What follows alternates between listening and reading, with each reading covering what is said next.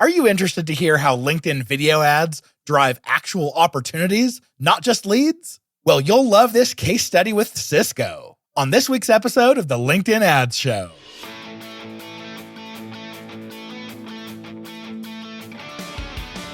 Welcome to the LinkedIn Ads Show. Here's your host, AJ Wilcox. Hey there, LinkedIn ads fanatics.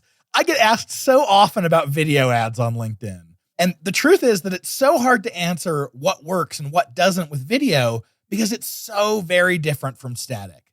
There are infinite ways to deliver a message through video.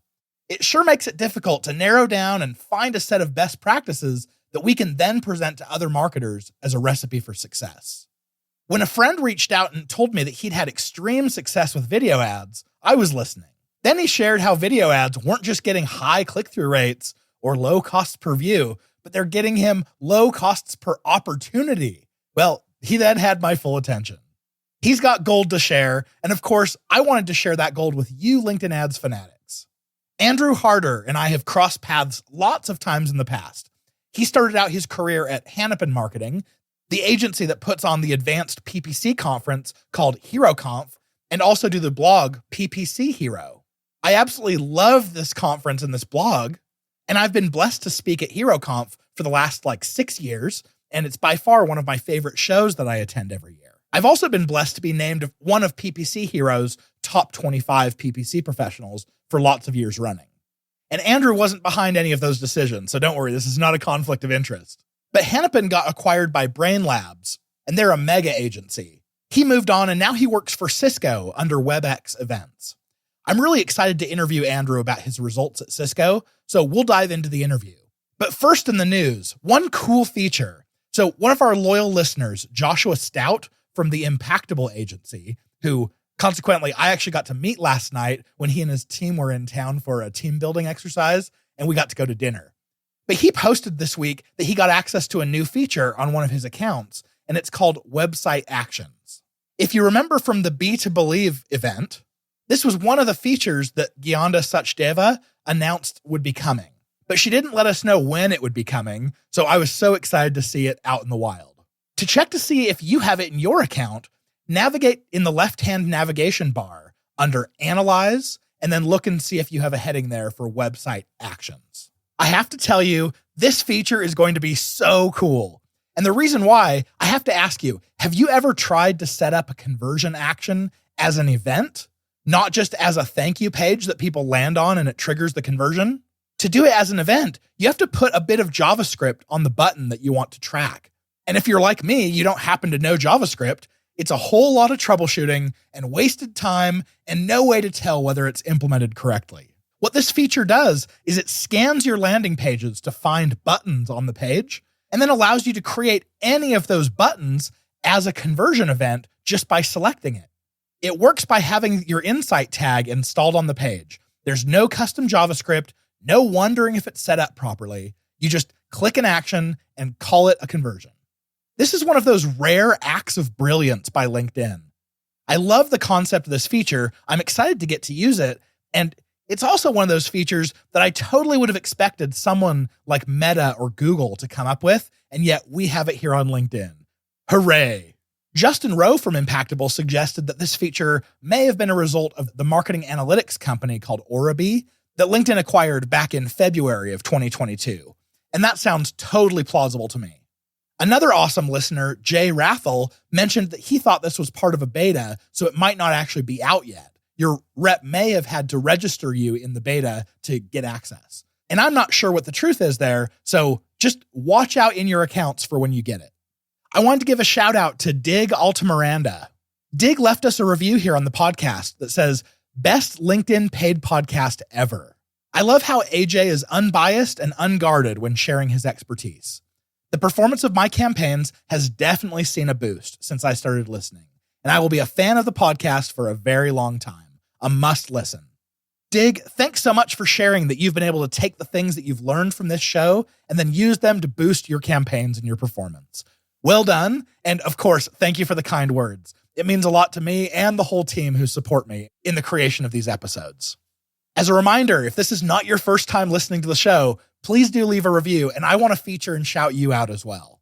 All right, without further ado, let's jump into the interview with Andrew Harder. Let's hit it. I'm so excited to have Andrew Harder here. He's the Senior Paid Media Manager at WebEx Events. It's a Cisco company. He lives in the Bloomington, Indiana area. Andrew, I'm super excited to have you here. Thanks, AJ. Been really looking forward to this. Thank you for having me. Oh, of course. First of all, tell us a little bit about yourself. Give us the whole background. Yeah, so I've been in the PPC paid media world going on 6 years now. I had a few jobs post-college. It was a little bit late getting into my current marketing career arc now, but I started at Hannapin, a small agency that's located here. That was actually how I first heard about you, AJ. So it's fun being on your podcast today. It's what little I knew about B2B at the time. You were always the guy that we went to for resources. So yeah, I was there for about 3.5 years. And then in the spring of 2021, I joined Socio, an event software company. And we were then shortly after acquired by Cisco.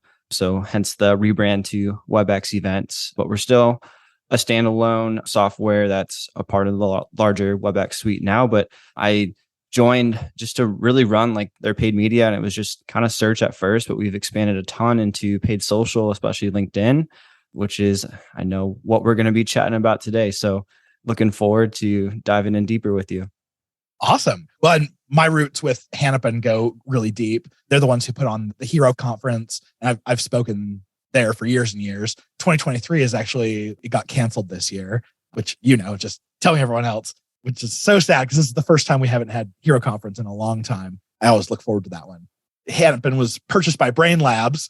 You were just telling me how many acquisitions they've gone through. They've been really growing a bunch of stuff, which is super cool for the digital marketing, but exciting background. So tell us about when you went to WebEx Events. What kind of shape was the LinkedIn ads account or the LinkedIn ads initiatives before you got there? And what did you, set up and start to do? Yeah. So, there technically was a few things that were just getting launched the month I started, but it was very bare bones. There have been a few small tests here and there, just kind of top of funnel content and some event promotions, webinar promotions, but really it was kind of a blank slate. So it was super fun. For most B2B brands, search is, priority in terms of driving MQLs and pipeline and revenue. So that was what I spent most of my time with at first. But I was also only the fourth marketer hired on the team. So we didn't really have any content. There was another content marketer that started with me, but we were a team of 4. And then because of the Cisco acquisition, we were able to grow really fast and, just have a lot more budget. So our team then grew to a team of 20. So we had a content team, events team. It really took a while, having to think now. It was probably the first year I was there. It was just kind of adding in some more top of funnel content, promoting some things. Of course, with the rebrand, we did a lot of brand awareness around that, but there wasn't nearly the same level of strategy as we have now. So we dove a lot more into video, but it was just kind of your traditional gated lead gen with some brand awareness. Very cool. All right. So obviously we have you on the show because you've really knocked it out of the park in a lot of ways. I'm curious, what kinds of initiatives did you take on after you came in? You saw where it was at. You mentioned that you started some video. Tell us how that all really progressed. Yeah. So, first thing, we hired another person to work with me because our budget and channels had gotten so large. So I was managing all search and social and programmatic channels. And so we hired the amazing Crystal Marquez to work with me. And so she was a huge part of this transformation because, like I said, we were just running just a lot of lead gen. There wasn't a ton of pressure for us to generate down funnel results, but we could do a lot more if we really started honing in on our audience on LinkedIn because, for us, we do have a few different ICPs, but primarily event marketing managers, field marketing, a lot of those folks are on LinkedIn. And so at the same time, our events team was producing just amazing virtual events that we could use as cut downs. So I'm getting a bit ahead, I think, but we started to put on paper, hey, we're going to spend a lot of time analyzing our CRM, see what job titles we're missing. And also instead of having just this large ICP audience, we're going to segment that. So that was kind of step one of the audience segmentation. And then we also really wanted to talk to some of our customers, which is like kind of a small step that's easy to gloss over in this process. But I think it was a huge part for us was we wanted to actually talk to, and we were able to talk to like 4 different ideal like customer profiles and different job levels, and really ask them frank questions about like the buying process, how they heard about us, what channels they're on, because we wanted to validate some of the things that we were going to do from a channel perspective, but also the type of content. And then we spent a ton of time cutting down these videos, writing really like in-depth ads. So it's not just, slap a couple lines, hey, watch this video. Like we really were taking the time of let's break out, like what are these nuggets that we can share with our audience. And so we spent a lot of time doing that. So that was a 3-month process really of doing that. But before that, there was a lot of internal discussions about how we're going to change our strategy, and also took some work kind of convincing our bosses to like, hey, we're going to take some of our lead gen budget and we're going to start doing a lot of video where you don't get direct results from. Oh, yeah. So there's a lot of different areas I want to dive in here. The first, let's talk about this, what sounds like a customer focus group or really market research. We just recently had an episode, by the time this one comes out, about market research. So this is something that's very top of mind for me. Did you go out and hire a market research firm to conduct this? Did you just grassroots say, hey, let's just start sending emails to our customers? How did you go about doing this? Super simple process. I'll break down that literally anyone can do, especially you're in paid media. You don't typically think of paid media folks doing this, but if you have, whether you use Slack or whatever internal comms, you need Slack, you need Google Docs, and that's literally all you need is an email. So like there was no hiring a firm or anything like that. It was, I sent a message to our customer team just asking for a list and for contacts of customers that would be willing to speak with us. And I prefaced it with, hey, like we're marketing. So they might think, oh, they just want more case studies and things like that, which we do. And a lot of our customers are happy to do that. But I was framing it as, hey, we literally just want to get some feedback for some things that we're going to be testing out on social. And I got a list, and I can't remember how many I was given, but we ended up being able to conduct 10 interviews over the course of like a month. And when I say 10, you might think, well, who cares? Like that's like nothing. It's a small sample size. I would say we have so much data, like, we're marketers. We always want to be data driven. You can get that in the platforms, but really like spending a half hour to an hour with 10 different customers, upwards of 10 hours of like really in-depth going back and forth, you can discover so much more information. And also like we got a lot of ideas too from different types of creative that we wanted to test on LinkedIn, and the types of content that we could go back to our content team and event team and say, hey, like people are talking about XYZ. Are there any plans for that? Do we already have some of that? And so it was super helpful. I would recommend that exercise to anyone. And also you'll be surprised if you have a great product, you have for sure customers that are going to be happy to talk about it, especially if it helps them do their job better. Or for us, like event software, a lot of event managers like have just horror stories of like, event apps that didn't work or it took super long time to get things set up. And so, when they experience something that's a lot easier to use, or they're able to like justify ROI from their sponsorship, just like different things like that, they're pumped to talk about that. Just like how I am as a marketer with different tools that we use in our everyday. So yeah, I would say do it. Ooh. Did you have to offer them anything for their participation, like a gift card or a discount or anything like that? Yeah, good question. So we didn't like have to, I don't think, but we did. We offered, there's a WebEx merch store that actually does have a lot of cool stuff on it. So we offered I think it was like a $50 voucher to that. So it was just kind of like a thank you. But honestly, I would say probably all of those people would have done it without anything. But yeah, because we also do, for anyone that's in B2B SaaS, like we do a lot of G2 reviews to like, we do gift cards, and like those reviews are great, but like doing these actual like in person or like through virtual, like those interviews, like it's so different than just, filling out a few questions on G2. Yes. And what I want all the LinkedIn ads fanatics out there to understand is I don't want you to hear this and say, well, of course, Cisco has the budget to go out and hire market research firms and go and do all this, but I'm just a lowly paid marketer.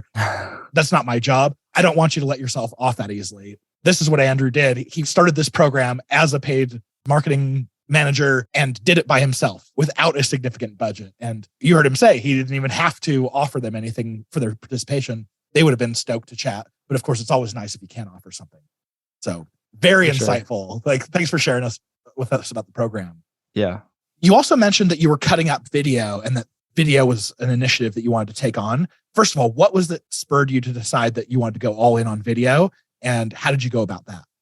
Yeah. So I guess starting with kind of like the bigger picture reason why we did have a lot of, I would say, good, solid image assets and different things that we were running. Like it wasn't like we didn't have quality, but we knew, especially on LinkedIn, again, if your audience is engaged on it every day, multiple times, like people do stop. At least I'm talking from personal experience. If there are videos, or it doesn't have to be a video necessarily, but for the sake of this conversation, like there are certainly videos about like other paid media marketers talking about things that they do or different tools. Like I certainly like stop and watch those things. I don't like it. I don't like do anything to like give LinkedIn some feedback so they get that. But a lot of times, I send a Slack message to my team and say, hey, like, what do you think about this? And so one of the reasons why we really wanted to do video was we knew that we wanted to start, people use the term like creating demand. It might be a bit generous for what we were doing, but I do think we were really trying to like speak to just pain points and different like ways that we could educate who we were trying to bring in, whether, they come in 6 months from now through a PPC click, or they come in through a different means, or like they start following a LinkedIn page and then, they click on us, 3-4 months from now. We weren't so obsessed with like getting like this direct response from that. It was really about taking these like 30-second to even upwards of like 2.5-3 minute clips of, hey, there's a ton of virtual events, event marketer. We're talking to you. Like, how do you increase like virtual engagement, awareness? How do you measure that? That's just one small example, but we were cutting this down. So we had that like focusing on like the virtual aspect, because our platform is virtual, in person, and hybrid. We have a lot of higher ed companies, a lot of member-based organizations that their business or their event like programs really run on sponsorships. And so like we talked a lot about how to prove ROI from your event sponsorships, how to like get better at partnering with different sponsors, things like that were just very specific, like one message. And this goes back to like the audience targeting. We'd split this out. So instead of like this one large, like, okay, we want all these people, we knew that, people that work at universities are very different they have very different event needs than someone who works at a Fortune 500 company doing a big internal event or doing like, their big summit, whatever the use case is. So we were showing these ads to all these audiences because we had each event, we were probably cutting down like 3 to 6 different ads. And so we could see who was engaging with what. So we're looking at all those engagement metrics, view metrics. And then this really allowed us to build a quality remarketing pool of people who watched like 50% of our videos. And we started showing them more. And then we get some more like the product videos that were more like down funnel. And we saw a huge lift, and like we had like an overview video of our platform. When we just show that to a cold audience, not a surprise, like there's not a very good watch time. I don't have the numbers in front of me, but when we showed that maybe 2-3 like remarketing sequences down the funnel, it was like 2 or 3x higher. Just small things like that. I'm just trying to give some examples of like what we were seeing. So as you can tell, there's a lot of stuff that goes into it. I love that. So you're talking about multiple step sequences. How did you set that up in Campaign Manager? Yes. I guess preface this. We use metadata to run all of our paid socials. So you can do all this natively. But what we were doing in Campaign Manager, you can, create those remarketing audiences. So we would capture anyone that saw 50% or more of these videos. And then, it took a while when we first started, because some of these prospecting audiences we were targeting were not like super large. Also, we started with a lower budget, and when we started seeing good results, we started increasing that so we could get a larger pool. And then we'd create these campaigns. So we're only targeting people that, saw this specific video. We'd combine some of them. But again, because we service a lot of different ICPs, we also have a big difference, like virtual events, very different needs than in person. So we could show specific mobile, like event app ads to people that maybe saw one of our like event cut downs that we're talking about, how to get the most out of your event app, just like specific things like that. I mean, you can do, it's pretty easy to set that stuff up in your audiences. And then when you're creating your campaign, just selecting those remarketing audiences. Beautiful. So obviously we can put together video programs, and if you can't actually tell something's working, it can be hard to convince upper leadership to give you more budget or hang on a little bit longer. What was the effect that you actually saw on your lead gen programs as this video strategy went on? Yeah, so it changed a lot, and for several reasons. Well, one, we were starting to invest more in video and less in our lead gen, because we started, like I mentioned this earlier, but what I was able to get as a test budget for this was 20% of our paid social budget, which was a decent size. It was plenty for us to get going, but that started to creep up to like 30% and like 40% after a few months. And so we were seeing a drop in our leads, but because of our increased efforts in like targeting more refined audiences, and I would also say, like, I don't have data to prove this necessarily, but I think, running this alongside all of the video ads that we were doing that were not like super pushy or even like just kind of generic B2B stuff that no one really cares about. Like, it was educational and like you could take stuff away from that. We saw huge drops in our CPL. Like, we saw like over a 60% drop in our CPL. But the other thing was we had a budget reduction. Like, a lot of SaaS companies were starting to see throughout 2022. So we had more of that hit. But what I did was I measured this after the first 3 months of doing this. I measured that against the spring when we had a much larger budget and we were doing just pretty much all lead gen. And we had 28% fewer leads, but we had a 63% drop in our CPL. So it was like a massive, like, we should have had really way less leads, but we were seeing the audience targeting. I think even just like the quality, and there's a lot of things that go into this. So I know I'm oversimplifying a bit because we were testing a few different offers. It wasn't apples to apples. But overall, like for paid social for LinkedIn, our budget was like 70% less from like this comparison period. But to answer your question, we were still running a lot of the same type of lead gen, but we don't do any hard direct response like demo requests. But even so, we saw a huge lift in the opportunities that we were producing, both from like kind of a first touch triggering standpoint, but also just like influencing. We can see these metrics because our CRM's integrated with metadata. Kind of like, the headline numbers was like, we spent like 70% less, but we had like 60% more pipeline that our sales team had generated. So again, like a lot of stuff goes into this, but I mean, that was like a pretty astounding difference, especially with the budget difference, and also 70% less budget, but also like we were spending roughly half of that at this point on video. So like we were spending significantly less on lead gen. So it's a combination of a lot of things. Like we, changed our audience targeting.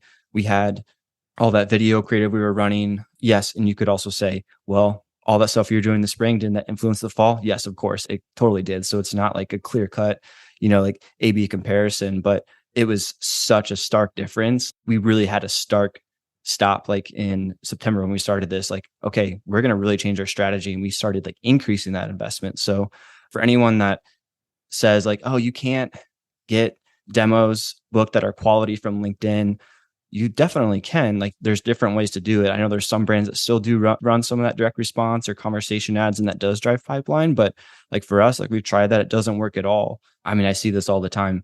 I go into our CRM, I see our HubSpot reports, and I see, oh, we've had some more paid social meetings booked. And I'm like, oh, is that from this month? Did they come through this month? And a lot of times it's no, they actually like downloaded one of our guides maybe like 3-4 months ago. And then they came back through search or like email search or different things like that. And now like they're either ready to buy or like they weren't in market at all. And now they are. And like we've been top of mind from them. We've been educating them, not like harassing them to like book a demo. And they came to us. And I think I've heard this said before, and I love this way of like measuring, is it working? Like you can tell if your marketing's working, if more people are like coming to your sales team to ask to talk versus how much are you going out and like asking them. I just love kind of like that idea and way to quantify it. So yeah, the very long-winded answer to your question, but it certainly has changed. And I think marketers, myself included in this, we feel like once we've warmed a top of funnel well enough that eventually you've earned the right to ask for a demo. And in this case, you're seeing demos come in naturally, like you're not even having to ask for them. But even if you do run demo ads, you still don't feel like you're getting a great response from them. It's almost like people are perceiving us as being too pushy when we're asking, but if we leave them alone, they'll naturally do it. Yeah, absolutely. And I would even say too, like one way how I justified testing 20% of our budget for video was I crunched the numbers on, okay, of all these leads, like, yeah, you can show low CPLs, especially on LinkedIn. Like it's good because a lot of times you call them like ICP leads, depending on like title or company. But what I did was actually measure that down to the full funnel, getting through the sales cycles and like closed one. And I'm not a huge fan of just focusing on like first touch, like, okay, did this trigger from, like, I love looking at influence metrics and things like that, because obviously there's so many different touch points and there's some great marketing tech out there now that can help with this. But it was like a no-brainer to be like, oh yeah, you can test 20% because like it's not like we were producing millions of dollars in revenue from this. It's like, okay, we have some great content to produce. Also, like kind of an added bonus, and this is kind of a caveat left field thing. If you're running virtual events or in-person events and you have that footage, you have to like repurpose that and run that on LinkedIn especially. And I would say, don't just do an organic channel so that all your employees and your family like it. Put some paid budget behind it, target the audience that you know is your target persona, and use that content. Like you're going to get much more out of that. And also it's like a win-win for like the content team, the events team, or whoever is doing this. Or if you're a solo marketer or a small team, like you can just get so much more out of that. So I would say even from just a, I don't know, like marketing team ROI standpoint, like it just makes a ton of sense. All right, here's a quick sponsor break, and then we'll dive back into the interview with Andrew Harder. The LinkedIn Ads Show is proudly brought to you by B2Link.com, the LinkedIn ads experts. If you're a B2B company and care about getting more sales opportunities with your ideal prospects, then chances are LinkedIn ads are for you. But the platform isn't easy to use and can be painfully expensive on the front end. At B2Linked, we've cracked the code to maximizing your ROI while minimizing platform costs. Our methodology includes building and executing LinkedIn ad strategies that are customized to your unique needs and tailored to the way that your B2B consumers buy today. Over the last 12 years, we've worked with some of LinkedIn's largest advertisers in the world. We've spent over $150 million on the platform, and we're official LinkedIn partners. If you want to generate more sales opportunities from your ideal prospects, book a discovery call at b2linked.com/apply, and we'd absolutely love the chance to get to work with you. All right, let's jump back into the interview.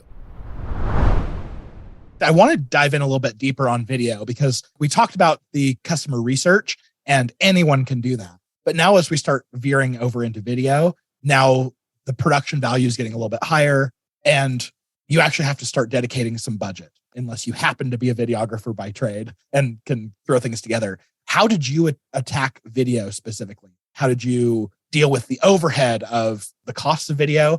Also, how did you decide what types of videos to film and actors or employees or customers? How did that all line up? Yeah. So, I mean, this answer might be a bit strange, but I think it might give some people some more confidence to test this. Like Crystal and I like knew the type of strategy we wanted to test, and we didn't have net new budget or things to do or money to play with to create net new stuff. So we went and looked at, okay, what do we have? And you also might be thinking, well, he works for an event company. Like they have event software. They are like doing these things. Like, yes, huge advantage. I will say that for sure. But a lot of marketing teams still have some, own first party events. And to kind of speak to one thing you were saying, like, I would actually say you don't need super high production. I would actually advocate it's better to have more just authentic, real video, especially on LinkedIn, because, you're seeing your network and then all of a sudden you see like this really stocky photo, video type stuff. It doesn't really kind of penetrate your mind. You don't really care about that. So I would say like you don't necessarily need the super high budget. You don't want to go out and like, spend $100,000 on some agency. We do have like a freelancer that we use to help with like some of these cut downs, but there's a lot of freelancers out there that aren't going to like break your marketing budget. I mean, Crystal stepped up big time. She spent a lot of time cutting down these videos. So huge props to her she's a paid media marketer just like myself, but she was like, well, I can like cut down some of this stuff. And over time, like when we started doing this more and our team started seeing like how much of an impact this was having, our events team and content team were getting more proactive and like, oh, we're going to plan this event that's upcoming. We know that the paid team is going to use this, giving us timestamps, sending that to our freelancers. But to say it more concisely, like you don't need a ton of budget for an agency. Yes, we use our event software, but you don't need that. Like you can use something, I should say WebEx first or Zoom. Like you can use something like that and record that. That's just fine. I mean, you can look at the engagement metrics. And I would actually say if you already have some video that's super high production value or something, like compare that against something that's more just raw. And I would even say too, there are some larger brands out there, SaaS brands that do this. And I think it works well. Caveat too is if you do work for a large brand, like there are brand standards and I get that because I work for Cisco. So like there are certain things we have to abide by. But like at the end of the day, you can definitely do this. I would say it's not as easy as what I made it sound like for the customer interviews. Like that's super easy. Like it is a different thing, but I think anyone can do that. And how did you plan what type of video content you'd show at what stage in the buyer's journey? Yeah, great question. I think also a super important thing that we learned as we went on, because we really started with just kind of more, I don't like the term thought leadership because I think it's more than that. How we were kind of framing it was like, is this educational? Like if I was and we would even ask like our events team, like, would you interact with this? And a lot of times it was them saying it. So it's like, yeah, of course they would. But like the questions I would kind of ask myself is like, is this going to help someone that's running events like do their job? Is this differentiated enough from just kind of like the generic advice out there? And all the events we're doing like are very well thought out. And so we do have the benefit of that. So like that's where we started off with, was like that content that's really gonna hit a pain point or just give some value. But then from there, we'd get a bit deeper. Like I was saying earlier, we were talking about hybrid events, like the value of that, go a bit deeper and say specifically, like you really need to hone in on like event sponsorships, or you really need to make sure you have the right event technology. And like you could say, well, that's kind of like a hard sell. We actually have a lot of content from our team that's just saying like, you need something. And then it's like, oh yeah, of course, like we could provide you with that technology, but it's kind of educating too. Like this is specific to the event industry, but like there's been so many changes, as you can imagine, with like COVID coming up on like 3 years, and like it went in and out from in-person to virtual. But now like there's just a huge range in like what hybrid even means. And so we would take people on these journeys. If anyone is familiar with like YouTube sequence ads, it's kind of similar. Like you can just set this up to then go a bit deeper into that. And then really the best kind of journeys we had was, okay, we have like this educational video to show. Then we have another layer of that that's speaking to something more specific. Maybe we had one or two of those, and then layer in like a more specific, like this is how our product can do that. And so it's a bit easier to explain when I like a spreadsheet to show, but hopefully that helps the audience a little bit. Very much. So let's say smaller marketing teams that don't have a budget for maybe something like metadata, maybe they're working with a basic CRM. What's some advice that you'd give them on ensuring that they could take cold prospects, educate them through video, and actually end up with closed deals? That is a great question. I hope I can give a great enough answer to that, because I think there's so many factors that do come into this, because I would say we had a lot of things going for us with the video content we already had to play with, and then we were able to expand that. But if you are a smaller team, you don't have as much budget for tech or video, things like that. This is kind of obvious advice, but just like start small. Even before that, I would challenge, like look at what you're doing right now and really challenge yourself and ask yourself the questions like, if I am my like target audience, if I am this, X persona, do I actually care about this? Like, is this giving some value, or am I just noise in this person's LinkedIn feed? I think you'll find a lot of your stuff is either it's stale or it's really just kind of about you, the company, versus like, how can you first like give value and not ask for anything in return? But then from there, like if you have products that are fairly easy to record, like some tutorials too, like you might not have a subject matter expert on your team. So that I would say that's kind of a hard gap to fill, but you can use free tools out there to just record either yourself or someone on your team walking through the benefits of what you get from XYZ, like whatever your product is or service is. And so, yeah, I feel like I didn't meet my expectations for answering that question, but hopefully I would like to starting with like really challenging like what's working. And then if you have content, like reuse that content, and you can go from there and get learnings and segment your audience so you can see who's engaging with what. I love it. Yeah, I think that's perfectly fine. Great answer.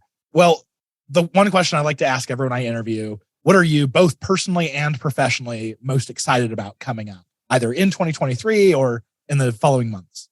Yeah, love that question. I'll start professionally. I think I'm excited. So we are really early days in testing out a true like PLG, like free motion. It's new for us because we've been very like enterprise software. Like you can't really use the product without talking to us. I'm really excited for us to test that just from a marketing standpoint, but also how it's going to play into our paid campaigns, especially like with LinkedIn too. I see so much opportunity, and I follow some other brands that do this so well and really just showing people like how easy it is to get started. I think you can apply this to anything in life. Everyone wants to like, be in better shape or read more books or do things like that. But it's like just getting started. That's the hardest. And I think there's so much potential for us. There's not too many competitors that we have. There's a lot that have like that motion, but their software isn't as powerful. And I think just being able to learn as a marketer how to do that's going to be really fun. And I think getting more into being a quote unquote content creator on LinkedIn. I'm very inconsistent still, but it's been fun just to put myself out there more. I mean, it's really how it's opened up opportunities like this to speak with you. And I think I'm just looking forward to meeting more marketers that I can learn from, share some of my experiences. Beginning of this, like I didn't set out to have a career in marketing. I didn't even know what PPC was. And I think it's really, really fun to speak to younger marketers. And so I'm hoping for more opportunities like that. And then personally, I have 2 young kids. My daughter's about to be 3 next month, which is crazy. And Cute. my son is just over 8 months. So last year couldn't do a whole lot because I had a young baby. And so I'm excited we have some fun trips planned. So I'm originally from Minnesota. I have a cousin getting married. So getting out there and seeing some family. My younger sister is getting married this summer as well. So excited for that and for my kids to hopefully have some memorable flower girl, like ring bearer type moments, that'll be super fun. And we have some friends in Door County, Wisconsin that we go up to see.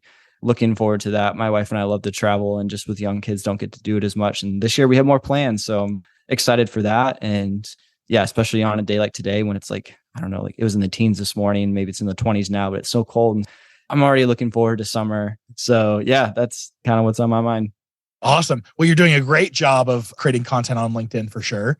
I'm going to put down in the show notes. I want to invite everyone to come follow Andrew there on his LinkedIn profile. Also, I don't know if you have a minute, if you can share with us maybe some insight into the post that really caught my attention. You posted, it was kind of like a mini case study about using video ads on LinkedIn. Can you tell us, like, was that the most popular thing you've posted on LinkedIn? What sort of engagement did you get from that? Does that inspire you to do more? Yeah. So it was actually the second most, because the first most was also another kind of LinkedIn case study. It was about document ads. Wow. I don't know if I was one of the first, but I was early into testing that. And it really, for all the people that love the gated versus ungated conversations, like we really put that to the test and saw like the ungated document ad did fantastic for us. And like that got a ton of engagement. Like I said, I'm still early, so I'm trying to kind of find what stuff I want to talk about. And I'm hoping to talk more about personal stuff too. But yeah, it did get a ton of engagement. I mean, I was thrilled when I shared it with you and you said you shared it with your team. I was like, okay, that's when I know it's good then if AJ is sharing that. So yeah, and I honestly, like, that's probably an easier thing to go to that post, and it really breaks down the process that we did and some of the results that I shared today. But it really makes it pretty simple. I think a lot of times it's easy to get just like, oh man, I can't revolutionize my strategy or something, it just sounds so big when you break it down into like these bite-sized steps. So I think that's maybe why it got so much engagement. Of course, yeah, the results do catch people's eye, but a lot of marketers found it helpful. So yeah, definitely connect with me. I'm only active on LinkedIn. I'm not really a social media person, ironically, being that I advertise on it. But yeah, please connect with me on LinkedIn. I appreciate you sharing that, AJ. Awesome. All right, I've got the episode resources for you coming right up, so stick around.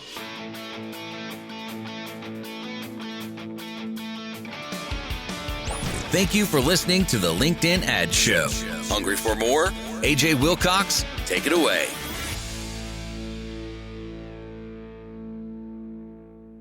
All right, like we mentioned during the interview, I've got some great resources for you. First of all, you'll see in the show notes below Andrew Harder's link to his LinkedIn profile. Go follow him or even connect with him. You'll also see what we mentioned, the post that he posted about his LinkedIn video ad strategy. And that one got a ton of attention, which is so cool. It's actually the reason why he's here on the show. He also had another viral post about LinkedIn document ads that actually went more than double the amount of virality as that one. So definitely check that one out. Both links are in the show notes. If you or anyone you know is looking for a course on LinkedIn ads, check out the one that I did on LinkedIn Learning. You'll see the link in the show notes, but it is by far the most succinct, the highest quality, and the lowest cost of any LinkedIn ads course out there. Also, if this is your first episode you've listened to, make sure to hit the subscribe button. But if this is not the first time you're listening, please do go and leave us a review. It is a terrific zero-cost way of supporting the podcast, and I would be eternally grateful to you. With any questions, suggestions, or corrections, reach out to us at podcast@b2linked.com. And with that being said, we'll see you back here next week, and I'm cheering you on in your LinkedIn ads initiatives.